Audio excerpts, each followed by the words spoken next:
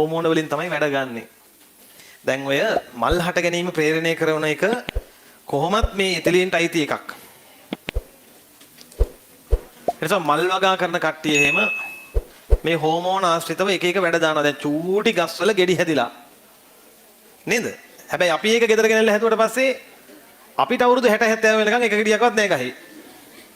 ඒ මොකද අරයා ළඟ තියෙනකන් එයා මොනවද ස්ප්‍රේ කරනවද මේවට? ඔය හෝමෝන අරමේව දානවා.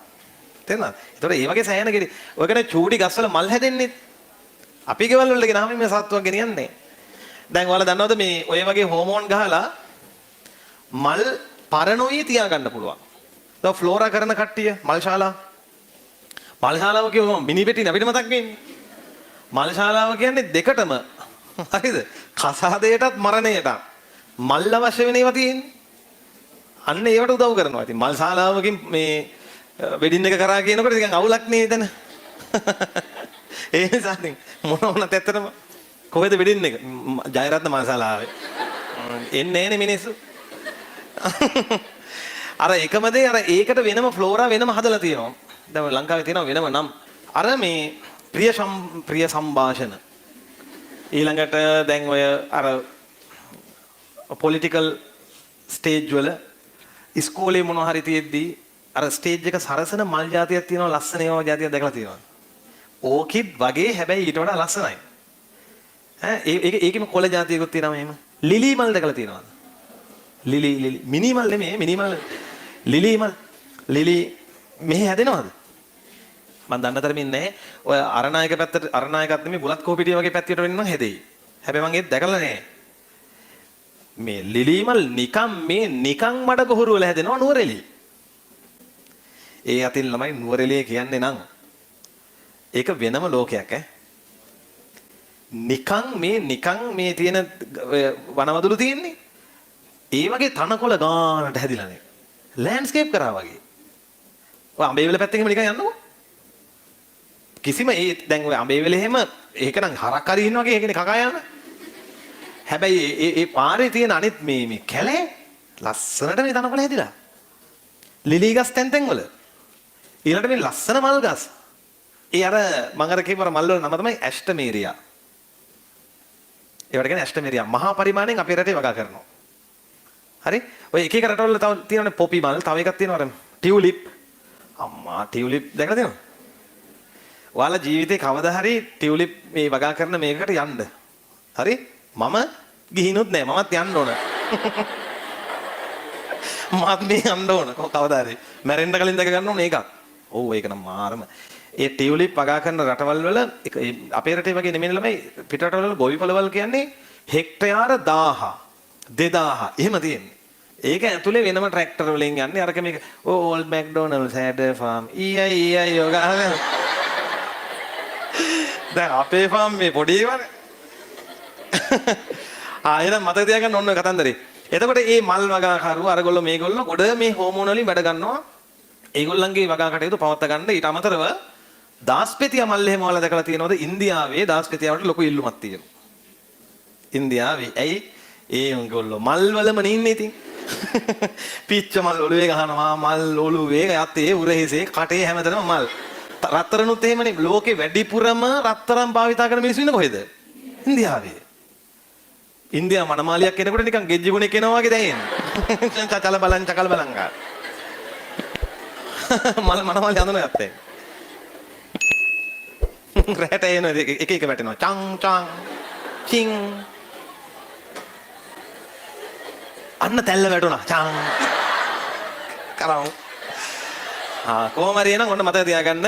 එතකොට මේ මොනවද එක එක හෝමෝන වලේ ගන්න පොඩි කාර්යයන් ටිකක් තියෙනවා ලිස්ට් කරගන්න අපිට. හරි? දැන් අපි ලේලා ඉවරද අරක අන්තිම කාරණේත් ලියවන්නේ. ඕකේ තියෙනවා අපිට ලිස්ට් එකක් මම දෙනවා ඔයාලට වැදගත් කරුණු කියලා. ඒවා පාඩම් කරන්න එපා. අනවශ්‍යයි. මම දෙන්නේ මේ වැදගත් නිසා කරුණු 4-5ක් විභාගයට අහන්නේ. විභාගයට අහන්නේ. බය වෙන්න එපා ලියන්න ආයේ මේ ඒක අපිට වැදගත් එකයි. මේක ලියා ගන්නකො. බියර් කර්මාන්තයේදී හයිලයිට් උත් කරයිද දන්නේ නැහැ මම. ලියමු මේ අපට ඉන්න වැදගත් කරුණු කියලා පැත්තකින් ලියා ගන්න. රූලක් ඇරලා ලියන්න වැදගත් කරුණු. මේක දැන් දැනගෙන ඉන්න. මේ දැනගෙන හිටපුවම කමක් නැහැ මේවා. සාමාන්‍යයෙන් එහෙම දෙන්නේ නැහනේ. පාඩම් කරන්න එපා. පාඩම් කළා එහෙම හුවෙන්නේ නැහැ ඕවා. බියර් කර්මාන්තයේදී බාර්ලි බීජනේ ගන්නෙ. බියර් එහෙනම් මේ මොන රහද? මොන රහද පුතේ? උත්තර හම්බුණත් එක්ක මං කවුරු හරි කිව්වා. බියර් තිතරයි. බියර් වල ප්‍රශ්නේ මොකද්ද? බියර් බීපුවම සෙම වැඩි. කොහොමත් හැම මද්යසාරයකම ප්‍රශ්න නැද්ද? තියෙනවා ඈ. මේ ඊට අමතර ප්‍රශ්න මේ. තව පෞල් ප්‍රශ්න එහෙමත් එහෙම එන්න පුළුවන්. මේ බාර්ලි බීජ කල් තියාගන්න ගත්තු ක්‍රමයක් තමයි ඒ බාර්ලි බීජ යුෂය කුණු නොවි තියාගන්න ඒකට මද්යසාර දැම්මා. දැන් එතකොට ඒගොල්ලෝ පර්පස්ලි එක කරේ මොනවා කල් තියාගන්නද? බාර්ලි බීජ ඖෂධයක් විදියට. අපේ උන් මේක කල් තියාගන්න දැන් මේක බොන්න තමයි දැන් මේ බොන්නේ. අපේ අයගෙන් ඇහුවොත් එහෙම බියර් වල මොනවද තියෙන්නේ කියලා බාර්ලි බීජ තියෙනවා කියලා අපේ උන් දන්නේ නෑ. අර කල් තියාගන්න දැම්මනේ ද්‍රව්‍යයක්.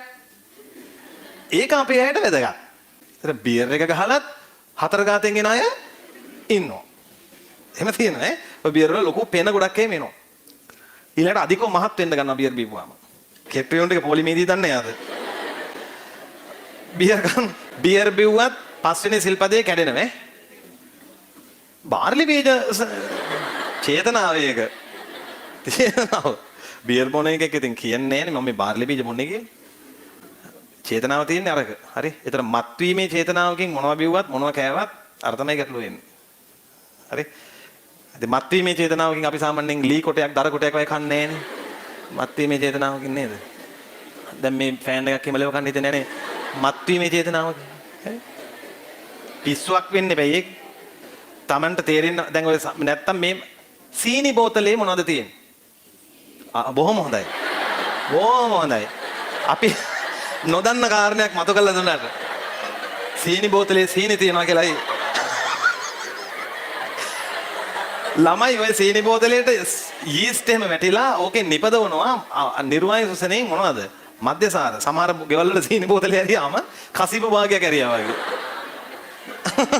මද්යසාර හැදෙනවා හැබැයි ඒක මේ මහා ඉහළ සාන්ද්‍රණයකින්ද නෑ ඉතින් ඒතකොට කෙනෙක්ට තර්ක කරන්න පුළුවන් සුළු සාන්ද්‍රණයක් වුණා ඉතින් ඒ සීනි ටිකක් කෑවා කියන්නේ බීවා වගේ නේද කියලා. අපි එහෙම චේතනාවකින්ද බොන්නේ. දැන් එහෙම චේතනාවක් තියෙනවද අපේ? චේතනාවයි කර්මය වෙන්නේ. අපි තේ ටිකක් හදන්න කියන චේතනාවනේ තියෙන්නේ. දැන් ආච්චි අම්මා ගිහිල්ලා පුතේ ෂොට් එකක් දාන්න මගේ අම්මට පොඩි ෂොට් එකක් දාන්න. අනිත් එක එච්චර බෙරි වෙනවද එහෙම? නෑ. ගෙදර තේ එකක් බීවා කියලා ආච්චි බේරන්න